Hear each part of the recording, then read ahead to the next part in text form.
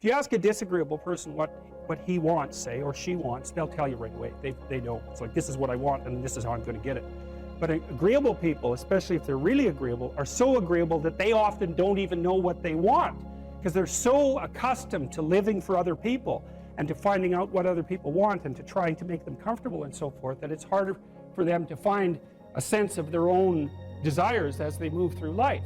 And that's not, look, there's situations where that's advantageous, but it's certainly not advantageous if you're going to try to forge yourself a career. That just doesn't work at all. And so even though on average men and women aren't that much different in terms of their levels of agreeableness by the group, if you go out and you look at the extremes, they're very different. So all of the most agreeable people are women, and all of the most disagreeable people are men. And the thing is, the extremes are often what matter rather than what's in the middle. And so one of the ways that's reflected in society, by the way, is there's way more men in prison. And the best personality predictor of being imprisoned is to be low in agreeableness. It makes you callous. Now you might think, well, what's the opposite of compassion and politeness? And the answer to that is, I think it's best sort of conceptualized as a trading game. So let's say that we're going to play repeated trading games.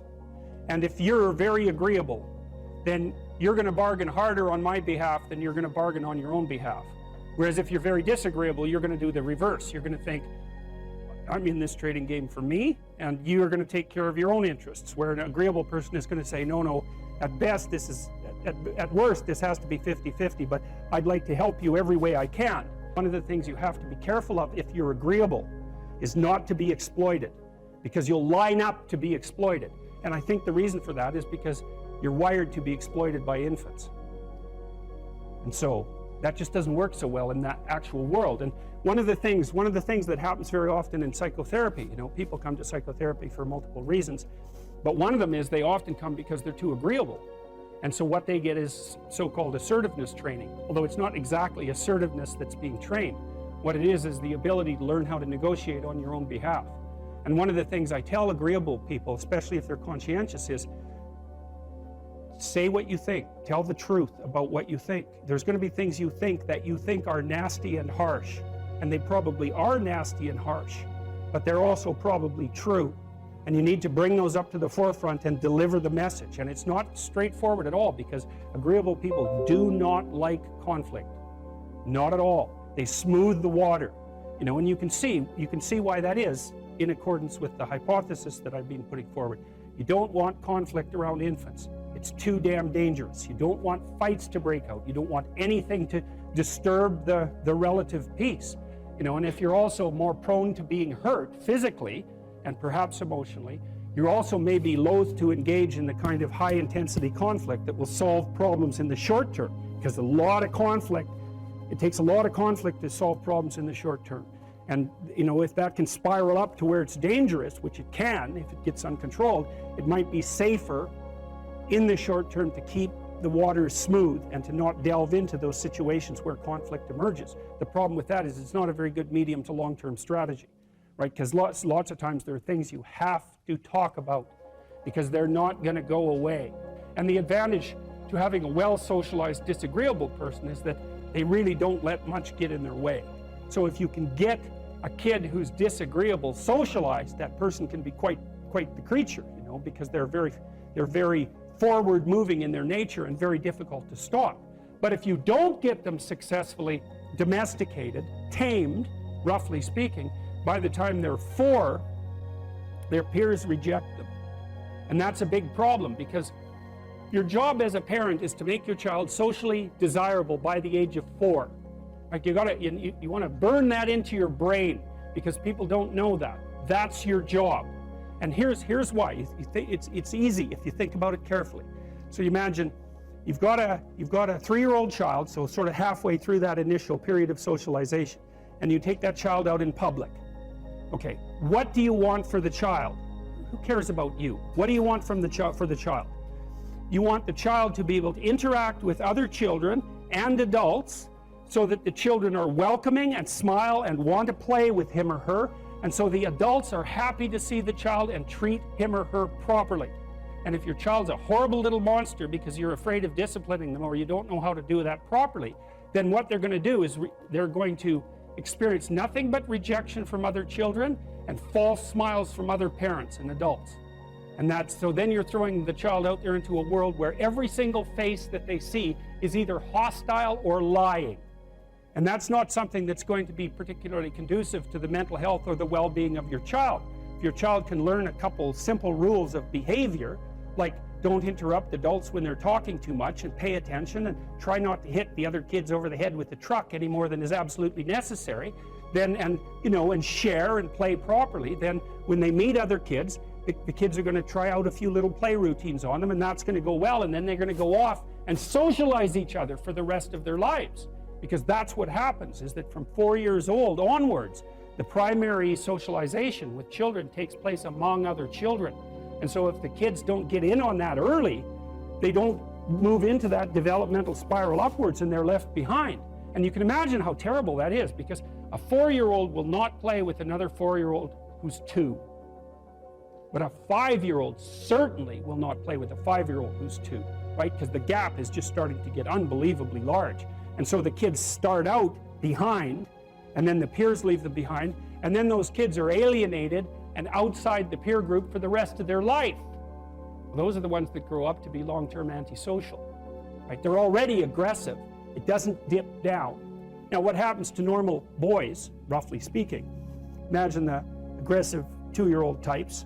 They get socialized, so their level of aggression goes down, and then they hit puberty and testosterone kicks in, and bang, levels of aggression go back up.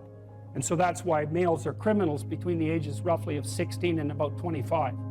So, and it matches the creativity curve, by the way. It's so cool. If you look at the spike of creativity among men, 16 to 25, then it starts to go down. Criminality matches that absolutely perfectly. So that's quite cool. So, and so the testosterone levels raise the average level of aggression among men. It's more dominance than aggression, actually, and testosterone is by no means all bad. And then it starts to decrease at about age 25 or 26, which is usually when men stop staying up late at night, stop drinking as much, develop a full-time career, and take on burdens and responsibilities and opportunities that are associated with a long-term partner and family. And so, well, so that's the development of what I would call predatory aggression, because I also think that the agreeableness distribution is probably something like predatory aggression versus maternal sympathy. It's something like that. So if you look at other mammals that are predators, because we're predators as well as prey animals, if you look at other animals like bears, the male bear has absolutely nothing to do with the raising of the infants. In fact, the female bears will keep the male the hell away, because he's likely to kill the infants and maybe even to eat them. So there's no maternality at all in solitary male mammalian predators. It's really useful to investigate the viewpoints of people who have opposing views to yours, because they'll tell you things. Not only will they tell you things you don't know, they'll also tell you how to see the world in ways that you don't see it. And they'll also have skills that you don't have, that you could develop. So for example, if you're an introverted person, it's very useful to watch an extroverted person, because the extroverted person has ways of being in the social world that aren't natural to you, that you can use to improve your toolkit. And if you're disagreeable, one of the best things to do with disagreeable people, especially if that's alienating them from other people, for example, because it can, people treat you like you're a selfish, arrogant son of a, maybe that's because you are. It's like, okay, so what do you do about that? One of the most promising treatments, let's say, for that is get the person to do something for someone else once a day, just as a practice, and learn how to do it. Maybe you can wake the circuit up, if you think that it's lying dormant in you, which is probably right. I think we have a very wide range of propensities within us. Some are switched on, genetic propensities. Some are switched on, but I think that if you put yourself in the right situation or walk yourself through the right exercises, you can switch some of these other things on as well. But it takes work and dedication and discipline. I would say, generally speaking, if you want to adapt yourself properly to life, you should find a niche in the environment that corresponds with your temperament.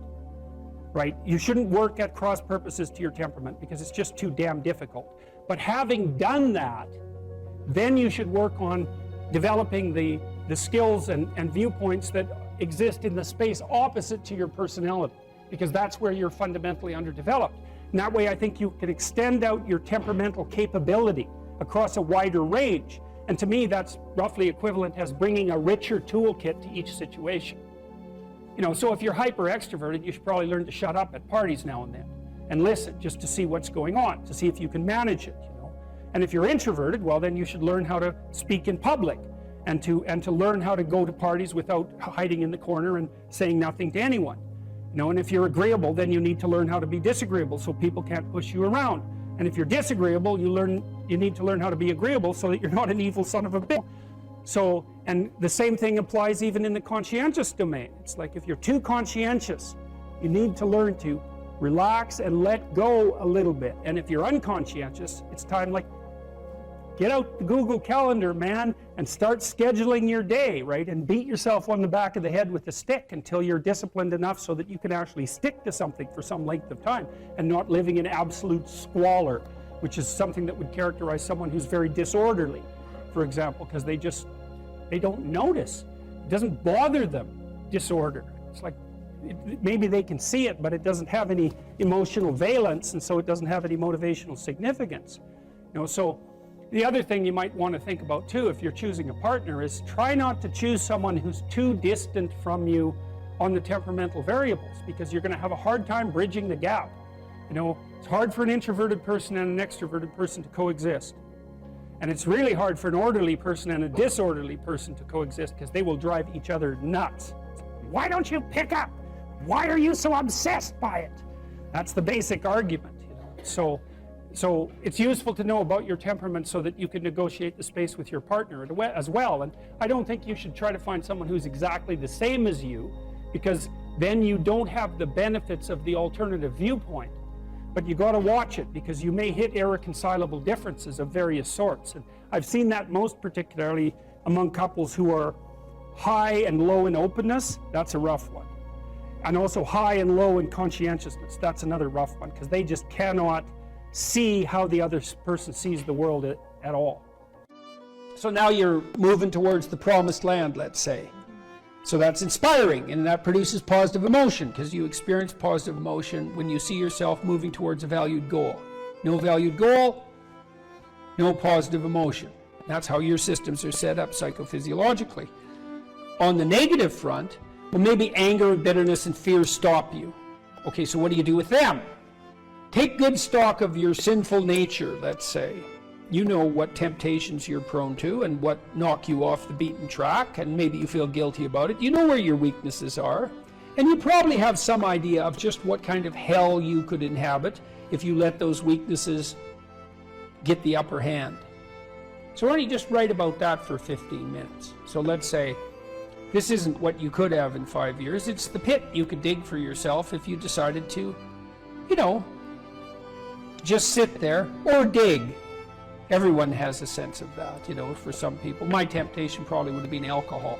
It calmed me in social situations. It made me feel a closer kinship to people, and it was a pretty good stimulant. And so it was a really good drug for me, and I enjoyed it quite a lot, too much. But I learned that I had better things to do. I wouldn't have stopped without better things to do. And that's what did you mean by better things to do? Well, I was writing my book, Maps of Meaning, when I was still carousing as a graduate student. I'd started to put my life together by that point quite a bit, but I was still a party animal and very social. And but I found that I couldn't think hungover. And not only that, I couldn't handle the emotional tension of what I was dealing with intellectually. It was too, because, you know, if you're hungover, your emotions are more sensitive, especially your anxiety. And the work I was doing was way too demanding emotionally, because I was dealing with historical atrocity, and the motivations for that was just too damn dark, you know, to be dealing with hungover. Plus, once I had written a fair bit and was editing, once you've edited your work to a substantial degree, you have to use finer and finer gradations of judgment to continue to improve it. And if you're fuzzy-minded at all, if you've impaired your judgment, when you edit, you can make it worse, not better. And then I also realized that the only times I really regretted my actions was when I was drinking. because it disinhibits you, and that's fun. That can be really fun. But I'd wake up the next day and think, yeah, I was a little too provocative, I was a little too aggressive, I was a little too mean-spirited in my wit, a little too egotistical, or maybe more than a little on all of those fronts, a little careless in my choice of partner, a little uncontrolled in my social behavior in places I shouldn't have been, because, you know, I was starting to, well, I was a graduate student and a teacher by that point, and I was interacting with professors, say, in the social milieu. Responsibility grew. Yeah, well, it wasn't the time to be drunk. That just wasn't good. That worked in northern Alberta to some degree in some subcultures, but in those situations, it just made me look like a fool. Well, it made me into a fool, not just look like one. And then when you and I got married, I didn't, and we were going to have kids, I thought, well, I'm not drinking when I have kids. Yeah, I wanted children. Yeah, and you know, you want to grow up at that point. And besides, I was ready to dispense with all of that by then.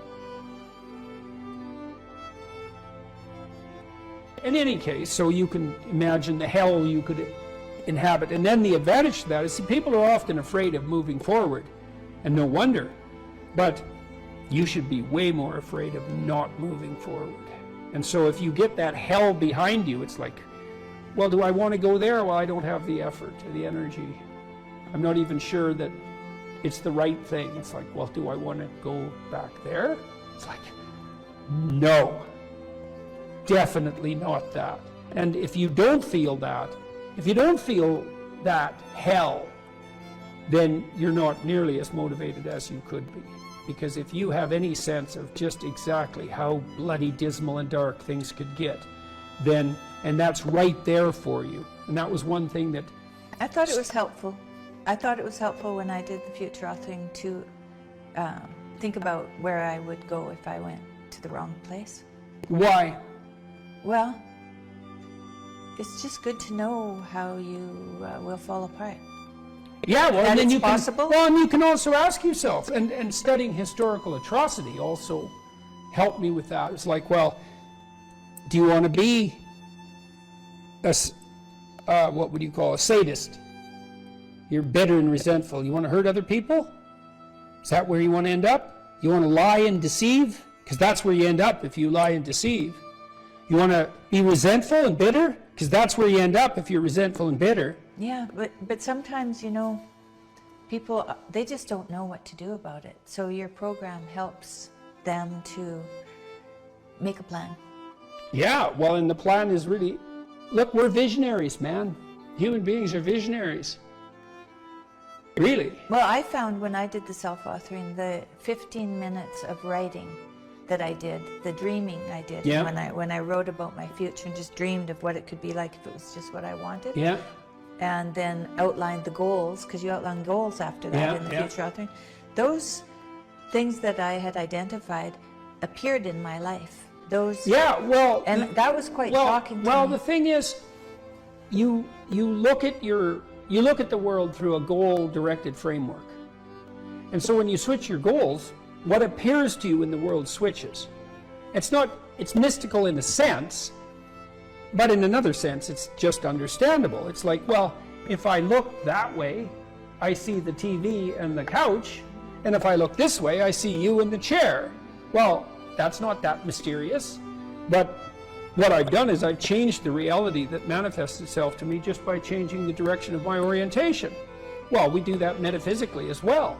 And so, for example, if you decide that you're going to be courageously trusting towards people when they offer you an opportunity, even though you're skeptical and timid, but you decide, no, I'm going to have some faith in people, so I'm going to be courageous and trusting, then when they open a door to you that's an opportunity, you'll think, oh, that's a door I could walk through, instead of thinking I'm moving into a trap. And it's the same reality in some sense, but the way that you're interacting with it changes. Well, it can change. It can invert. It can change so radically that it barely looks like you're living in the same world. There are a lot of potential interpretations that you can validly lay on the world, and some of them are extremely positive, and they still work. And wouldn't that be lovely if you could lay an incredibly positive vision on the world, in a calculating and strategic manner, not an instrumental manner, right? Because you're aiming at something genuinely good, and that would work. And that is how the world works. One of the things I loved about my clinical practice, I loved this. It was so good, and I miss it. We were always working. The best parts of me and my client were working together to make everything about their lives better. And it worked. You know, like I had lots of female clients who tripled their income in 4 years. They didn't even think that was possible. It's like, well, I don't make enough money. I'm barely making ends meet, single mothers. I have no idea what to do. I don't like my job. It's like, well, let's make a plan here. You know, what do you want? Well, I'd like to make this much money. Why don't we double that? And just, because you're going to aim at something. Some people do make more money than that. So maybe it could be you. Well, is that even possible? It's not even possible. It's like, well, let's just assume that maybe it's possible and see what you'd have to do. Well, you got to get your CV together. Well, it's full of holes. Okay, well, let's fix the holes. Okay, now you got to get a plan. Well, I'm not very good at interviews. Okay, let's practice interviewing till you're not just good at it, you're looking forward to it. You know, I had clients who were in such dire situations that all I could do was really help buffer them against that. But they were a minority. I wouldn't say more than 5% of my practice fell into that category. Everyone else, it was like just rapid improvement on all fronts, you know. And that's such fun. And there isn't anything more practical. This is the thing too. There is nothing more practical than developing a vision. It's not some pie in the sky exercise. Without a vision, you're chaotic and fragmented and hopeless and disappointed, and someone can stop you just by putting up a single obstacle. You're a house divided amongst itself. You have no forward movement. You're not enthusiastic, and that's to be filled with the Spirit of God, by the way. And your life is a sequence of disappointments and frustrations and tragedies, and you're a leaf blowing in the wind. And that is not what you're called to be. That's not what you're called to be. You're called to be a visionary constructor of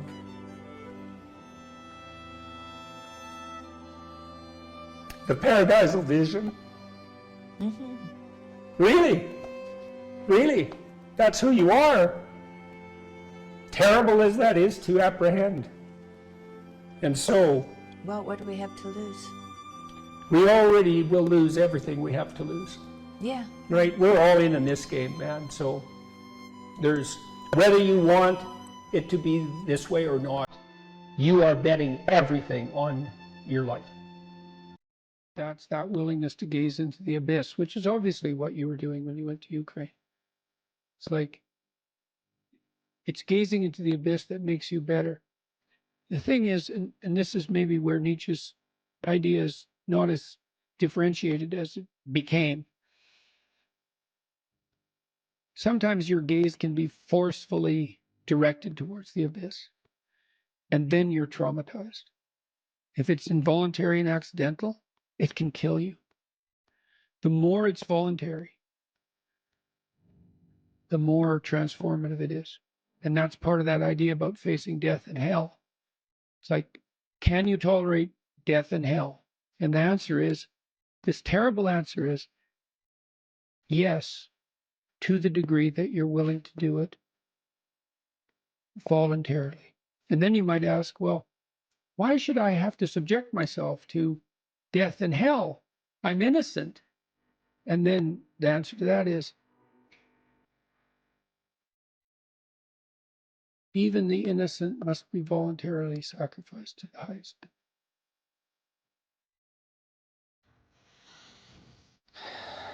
That's such an interesting distinction.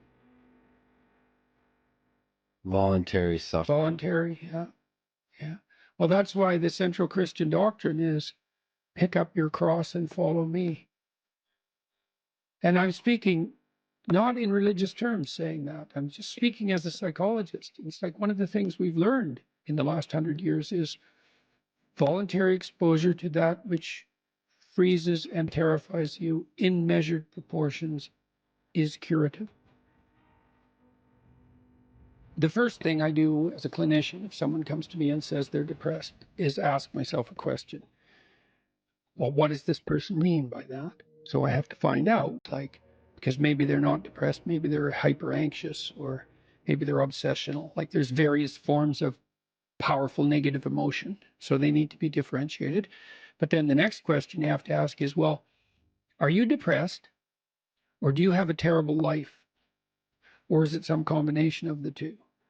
So if you're depressed, as far as I can tell, you don't have a terrible life. You have friends, you have family, you have an intimate relationship, you have a job or a career. You're about as educated as you should be given your intelligence. Use your time outside of work wisely. You're not beholden to alcohol or other temptations. You're engaged in the community in some fundamental sense, and all that's working. Now, if you have all that and you're feeling really awful, you're either ill or you're depressed. And so then sometimes there's a biochemical route to that, treatment of that. My experience has been as a clinician is if you're depressed, but you have a life and you take an antidepressant, it will probably help you a lot. Now, maybe you're not depressed. Exactly. You just have a terrible life. What does that look like? You have no relationship. Your family's a mess. You've got no friends. You've got no plan. You've got no job. You use your time outside of work, not only badly, but destructively. You have a drug or alcohol habit or some other vice, pornography addiction. You are completely unengaged in the surrounding community. You have no scaffolding whatsoever to support you in your current mode of being or you move forward. And then as a therapist, well, you do two things. Well, if it's depression per se, well, like I said, there's sometimes a biochemical route, a nutritional route. There's ways that can be addressed. It's probably physiological if you're, at least in part, if you're depressed but you have an okay life. Sometimes it's conceptual. You can turn to dreams sometimes to help people because dreams contain the seeds of the potential future. And if your person is a real good dreamer and you can analyze dreams, that can be really helpful. But that seems to be only true for more creative people. And for the people who just have a terrible life, it's like, okay, you have a terrible life. Well, let's pick a front. How about you need a friend, like one sort of friend? Do you know how to shake hands and introduce yourself? I'll have the person show me. So let's do it for a sec. So, yes, hi, I'm Jordan. And people don't know how to do that. And then they can't even get the ball rolling. For the listener, Jordan just gave me a firm handshake. Yeah, as opposed to a dead fish. You know, and there's these elementary social skills that hypothetically, if you were well cared for, you learned when you were like 3. And sometimes people have, I had lots of clients to whom no one ever paid any attention. And they needed like 10,000 hours of attention. And some of that was just listening because they had 10,000 hours of conversations they never had with anyone. And they were all tangled up in their head. And they had to just, one client in particular, I worked with this person for 15 years. And what she wanted from me was for me just to shut the hell up for 50 minutes, which was very hard for me. And to just tell me what had happened to her. And then what happened at the end of the conversation, then I could discuss a bit with her. And then as we progressed through the years, the amount of time that we spent in discussion increased in proportion in the sessions until by the time we stopped seeing each other, when my clinical practice collapsed, we were talking about 80% of the time. But she'd never been attended to properly, ever. And so she was an uncarved block in the Taoist sense, right? She hadn't been subjected to those flaming swords that separated the wheat from the chaff. And so you can do that in therapy. If you're listening and you're depressed, I would say if you can't find a therapist, and that's getting harder and harder because it's actually become illegal to be a therapist now because you have to agree with your clients, which is a terrible thing to do with them. Just like it's terrible just to arbitrarily oppose them. You could do the self-authoring program online because it helps you write an autobiography. And so if you have memories that are more than 18 months old that bother you when you think them up, part of you is locked inside that. An undeveloped part of you is still trapped in that. That's a metaphorical way of thinking about it. That's why it still has emotional significance. So you can write about your past experiences, but I would say wait for at least 18 months if something bad has happened to you, because otherwise you just hurt yourself again by encountering it. You can bring yourself up to date with an autobiography. There's an analysis of faults and virtues. That's the present authoring. And then there's a guided writing exercise that helps you make a future plan. That's young men who do that, could go to college. Young men who do that, 90 minutes. Just the future authoring, 90 minutes. They're 50% less likely to drop out. That's all it takes. Like I had clients who were so depressed they literally couldn't get out of bed. So what's their first step? It's like, can you sit up once today? No. Can you prop yourself up on your elbows once today? Like you scale back the dragon till you find one that's conquerable, that moves you forward. There's a rubric for life. Scale back the dragons till you find one conquerable. And it'll give you a little bit of gold, commensurate with the struggle. But the plus side of that, because you think that, God, that's depressing. You mean I have to start by sitting up? Well, you do if you can't sit up. But the plus side of that is it's the Pareto distribution issue, is that aggregates exponentially increase. And failures do too, by the way, but aggregates exponentially increase. So once you start the ball rolling, it can get zipping along pretty good. This person that I talked about was incapable of sitting with me in a cafe when we first met, just talking, even though I was her therapist. But by the end, she was doing stand-up comedy. So, it took years, but still, most people won't do stand-up comedy. That's quite the bloody achievement. She would read her poetry on stage too. So for someone who was petrified into paralysis by social anxiety and who had to start very small, it was a hell of an accomplishment. If you don't know who you should be, pick something. Pick something. Pick something that would be an accomplishment. Even do it somewhat arbitrarily, because maybe you have too many choices, you don't know what you're interested in. Start somewhere, aim at something, do it. Maybe it's a 6-month certificate at something. Maybe it's an online course. Whatever. Pick something.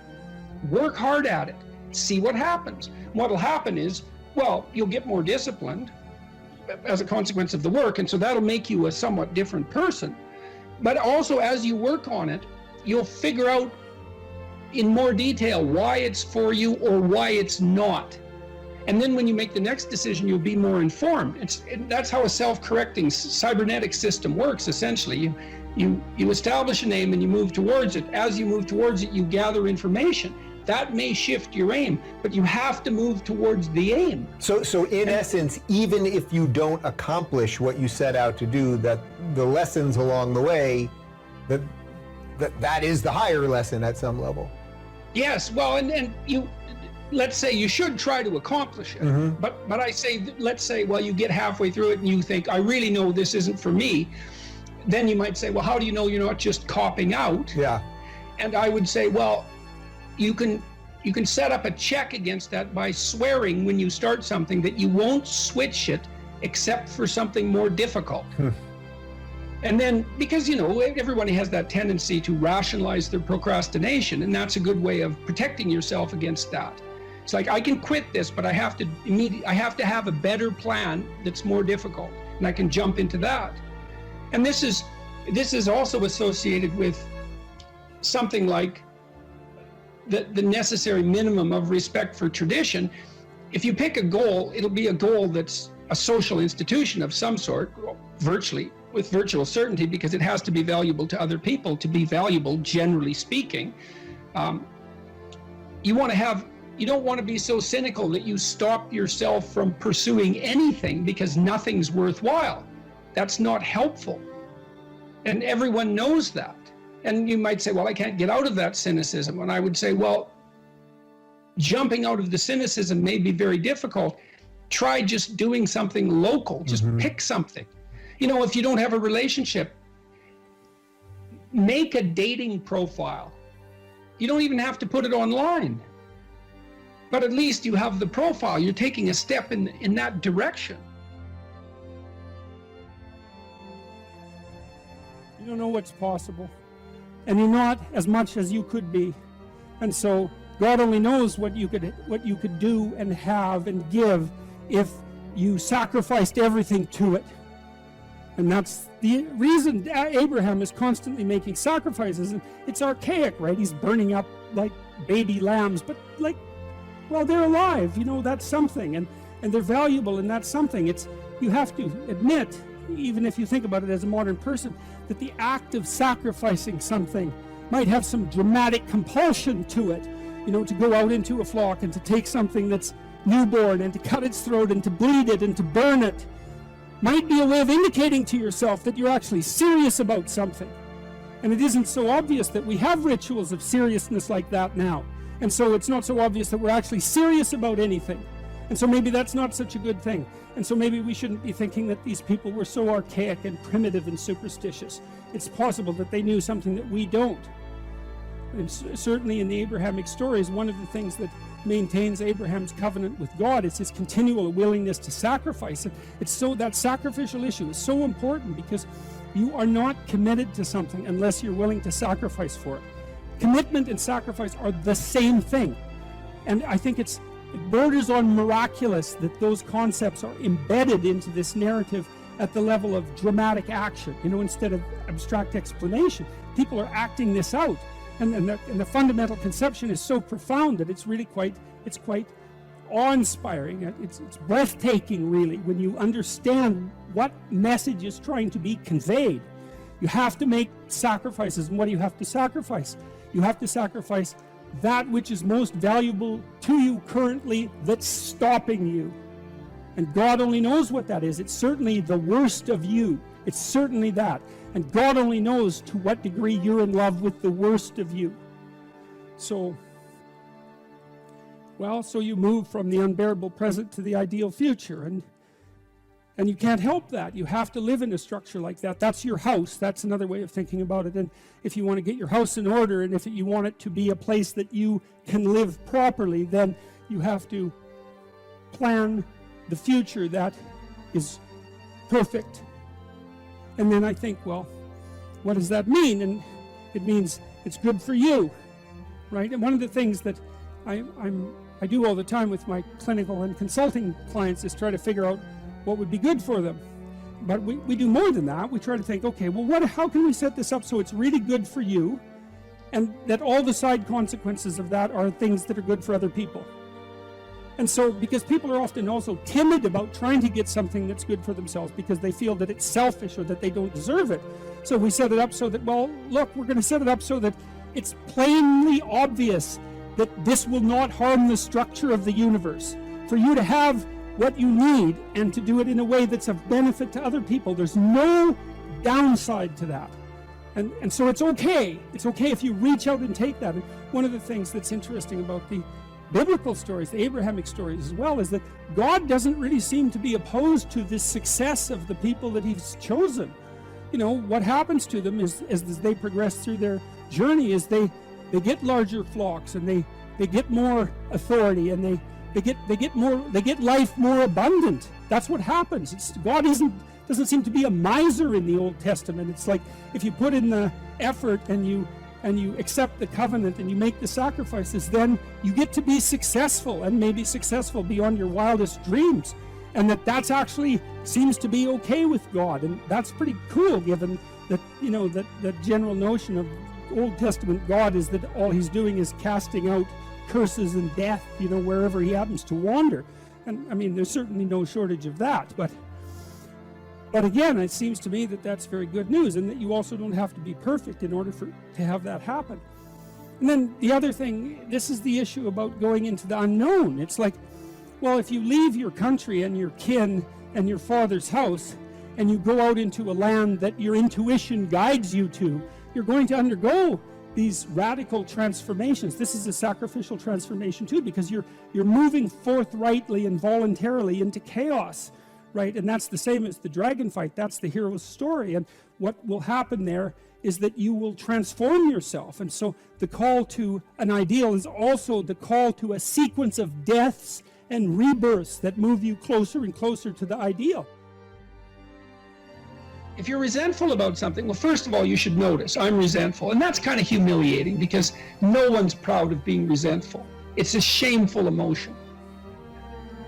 Well, so then why are you resentful? Well, there's only two reasons as far as I've been able to tell. One is that you're allowing yourself to be taken advantage of, or you're being taken advantage of. Sometimes you're not allowing yourself. Sometimes you're a child being abused by their uncle. You're not allowing yourself. You can't do anything about it. You're resentful because you're being taken advantage of, or because you're immature. It's one of those two things. Figure out which it is, and then take the steps necessary to address it. Living a life without resentment is a great goal. People are often resentful if they see that responsibility has been abdicated. Why isn't that person doing their job? It's like, well, hey man, step in at your workplace, in your family. You know, and you think, well, I shouldn't have to do that extra work. Well, you shouldn't be a slave. You shouldn't allow yourself to be tyrannized. But if something bugs you because a responsibility is going unfulfilled, there's a great opportunity for you. And this is something I don't think we teach young people well. And one of the things, you may remember this, that was so striking about the tour was that I made a case fairly consistently that most people find the meaning that sustains them through the vicissitudes of life, not in happiness, but in responsibility. And that would bring everyone to a halt. It would always make the whole theater silent. It's like, oh, I never thought of that connection. Because maybe you want to avoid responsibility, and you can understand why.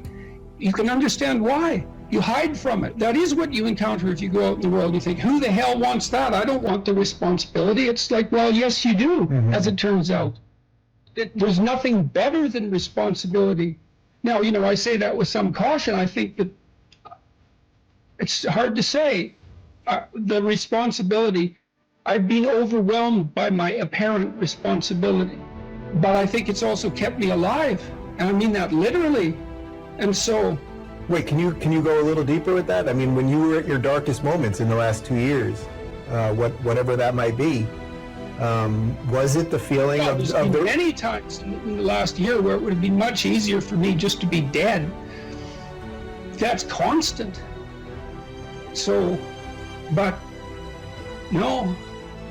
But is it but no because of something in you, or is it but no because of the people that you would have abdicated that responsibility of the people, or is that ultimately the same thing? It. Yeah.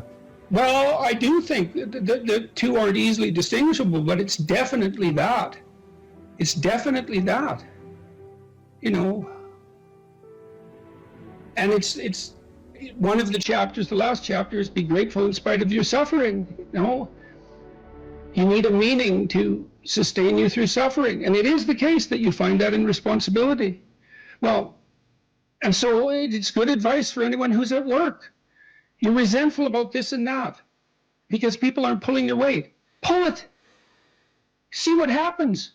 You become indispensable instantly. You'll know everything. And maybe that job won't be for you, or maybe that relationship won't be for you, but you'll take your hard-acquired wisdom and go elsewhere and flourish there. So, you know, this kid stopped me. I think I wrote about this in this book. Kid stopped me in a restaurant one day when I was walking in. He said, and he had an undergraduate degree, and he was working as a waiter in a chain steak place.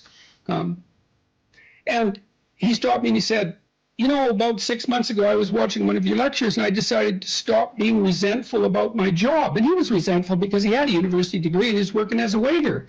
You know, and look, I don't have anything against waiters. It's like a waiter can make your evening, you know, hooray.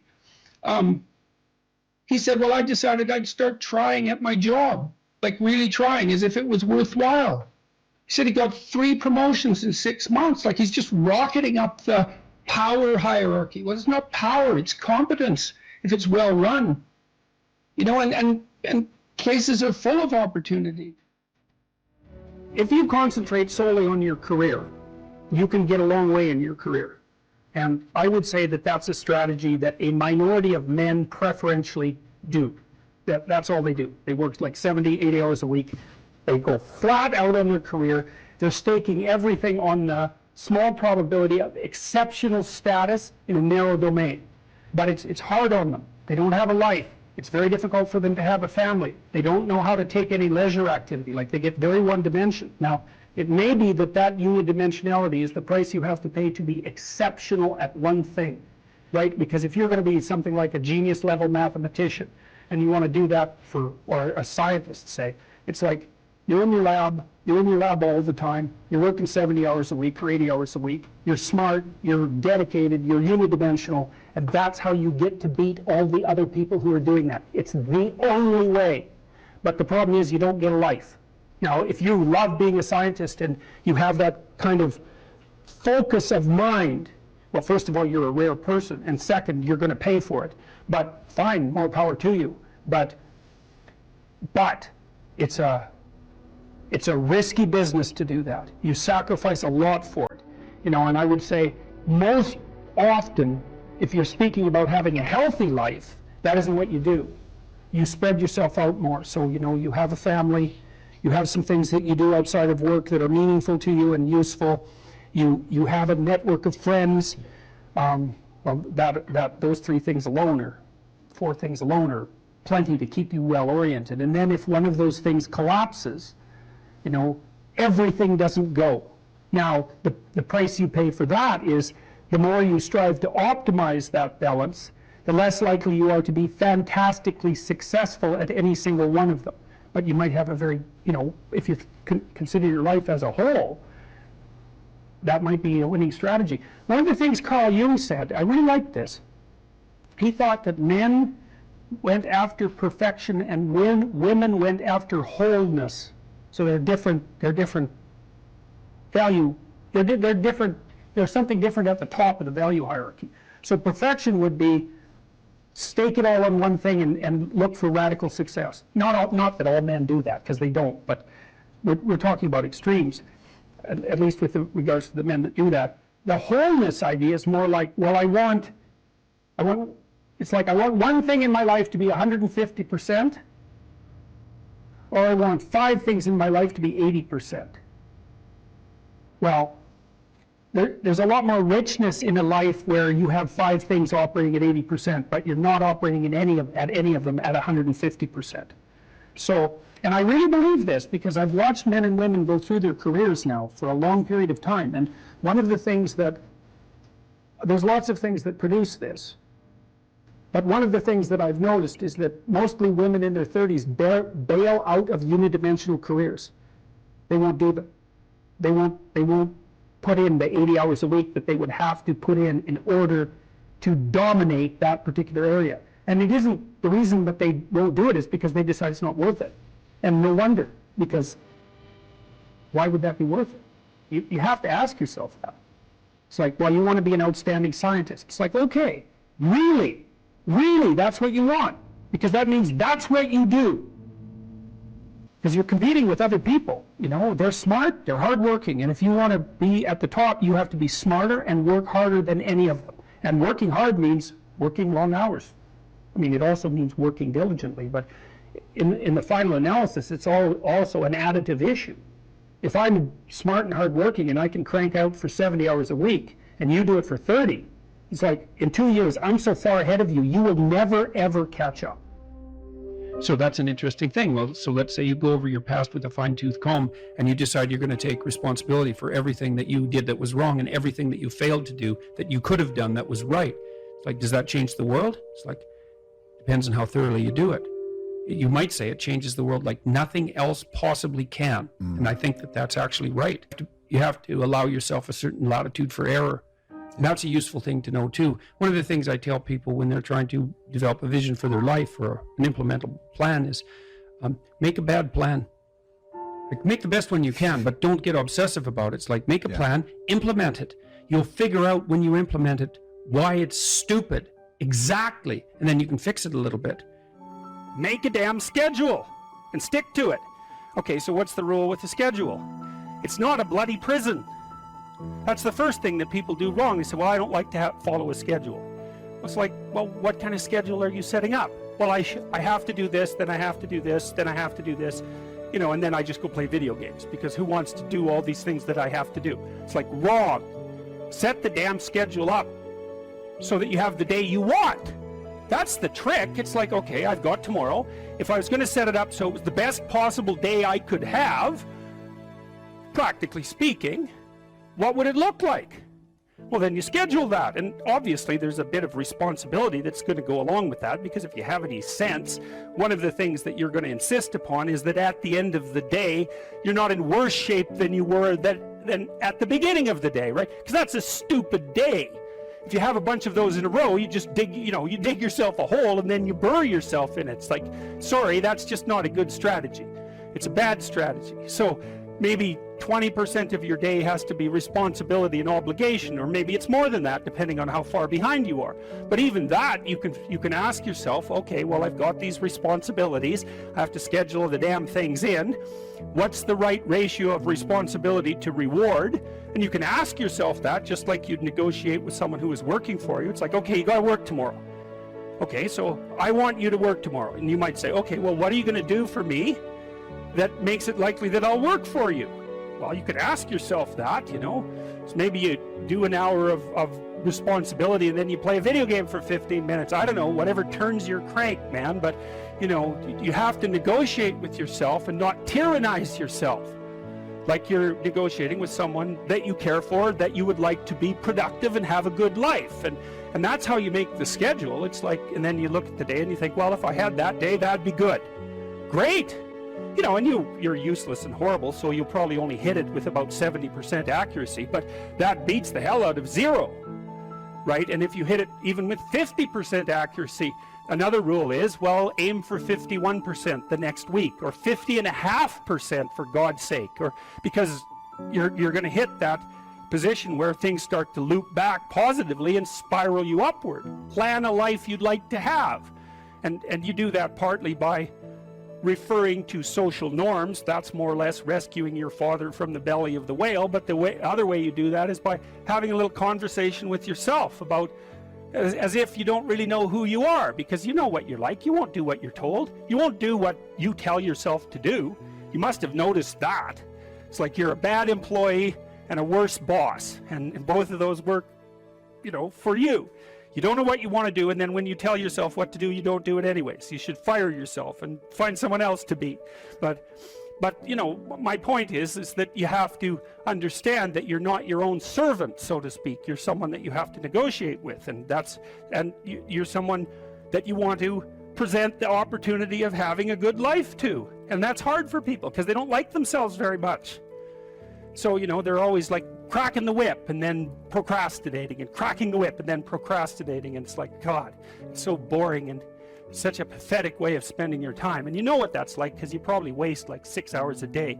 And I think we did an economic calculation about that a while back, right? Your time's probably worth $50 an hour, something like that. I mean, you're not getting paid that now, but you're young, and so this is investment time, and what you do now is going to multiply its effects in the future. So let's say it's $50 an hour, which is perfectly reasonable. So if you waste 6 hours a day, and you are, then you're wasting about $2,000 a week, or about $100,000 a year. So like, go ahead, but that's what it's costing you every hour. And you need to know what your damn time is worth.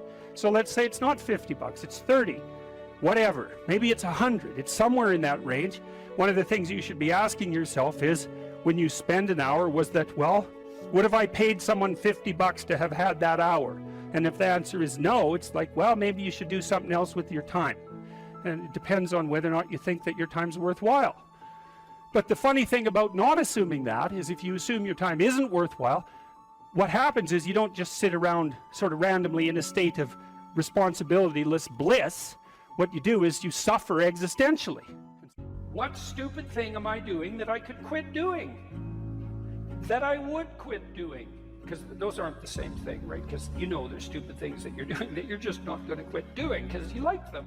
But there might be something on the edge there where you could stop that. If you want to know something about yourself, sit on your bed one night and say to yourself, you got to mean this, like you got to be desperate. This is no game, this. My life is not everything I want it to be, and perhaps it's not everything that I need it to be. And by need, I mean my life is so unbearable that the suffering that's attendant upon that is make me nihilistic, cynical, bitter, resentful, driving the proclivity to see evil everywhere except within my own heart. Like, these are problems, man. And you ask yourself, you sit on the bed and say, okay, man, I'm ready to learn something. What's one thing I'm doing wrong that I know I'm doing wrong that I could fix, that I would fix? It's like, you meditate on that, you'll get an answer. And it won't be one you want, but it'll be the necessary one. You know, and it's often something that will point you to small things. Like, that works. You start making those micro improvements, like real micro improvements, real on the ground, actual micro improvements to things you know that are wrong, you'll improve unbelievably rapidly. Regulate your habits. Try to get up at approximately the same time each morning. I would recommend that you get up approximately when other people get up. So that would be something in the neighborhood of 7:30 or 8 in the morning, or perhaps earlier, perhaps a little bit later, but you want to stabilize that because your circadian rhythms operate more, what would you call it, fluidly, and your mood is likely to be regulated better if there's islands of stability in your daily routines. Human beings like daily routines, just like dogs like daily routines. And so regulate your sleep. I would say when you get up in the morning, eat breakfast. That's a really important thing to do.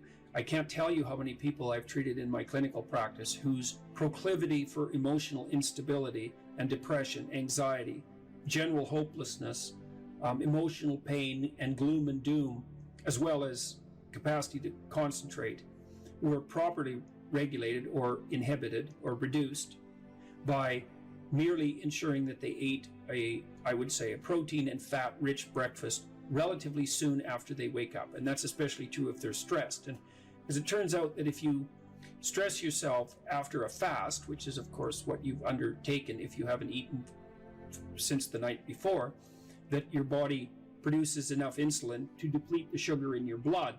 And then it's very difficult for you to become regulated properly with regards to your metabolism until you sleep again. And so it can be regulating your sleep, and your breakfast eating habits in particular can be in a very effective way of regulating your mood and increasing your capacity to concentrate. The other thing I would say is that scheduling your time is also extraordinarily useful. And so I can tell you a little bit about how to use schedules effectively. You should develop a long-term plan. Right? So you have to set up your long-term vision. And then I would say once you set up that vision so that you know how to orient yourself, then you should start designing your days. And you can do that very effectively with a calendar like Google Calendar. Many people say, well, I hate using a schedule or I hate using a calendar. What you're doing is using the calendar as an external tyrant that's telling you what you should do if you were going to be a conventionally good person each day. So you load yourself up with arbitrary responsibilities. But that's not really how you should use a schedule. What you should use a schedule to do is to design the day that you would most like to have. And obviously that's going to include accepting some responsibility and undertaking to make progress on those things that you have to make progress on to keep your life from collapsing into chaos. But it should also mean that you schedule in activities that make you actually want to have that day. And so if you're using a schedule properly, that it can be your friend. And that can also be something that can increase your capacity to concentrate. And then I would say, well, if you're very scattered, then you can start to train yourself. You might say, well, I need to learn to read without distraction. So maybe what you do, you say, okay, well, for the next week, I'm going to read 10 minutes a day, and I'm going to try to limit the distractions. And if you're successful at that, then you could try 12 minutes a day. And if you're successful at that, you could try 15 minutes a day. And the trick is to set a goal for yourself that is slightly beyond your current level of performance, enough to be challenging, enough to be worthwhile if you accomplished, but not so difficult that you're likely to fail. And then practice incrementally, day by day, trying to inculcate the habits that you want to inculcate. And assume that it'll take you a number of months or even a number of years in order to become very fluent at the habit. The important thing is to start improving incrementally, because incremental improvement pays off like compound interest.